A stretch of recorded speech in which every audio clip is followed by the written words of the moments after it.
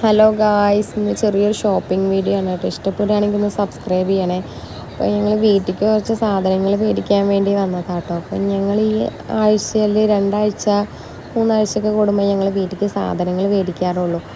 അപ്പോൾ വീട്ടിലേക്ക് അത്യാവശ്യം സാധനങ്ങളൊക്കെ തീർന്നിട്ടുണ്ടായിരുന്നു. അപ്പോൾ അതൊക്കെ മേടിക്കാൻ വേണ്ടി ഇറങ്ങിയതാണ് കേട്ടോ.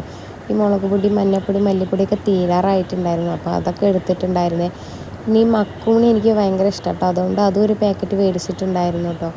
പിന്നെ ഈ പരിപ്പ്, ഉഴുന്ന്, പഞ്ചസാര, മൈദ അങ്ങനത്തെ വീട്ടിലേക്ക് വേണ്ട അത്യാവശ്യ സാധനങ്ങളൊക്കെ മേടിച്ചിട്ടുണ്ടായിരുന്നു കേട്ടോ.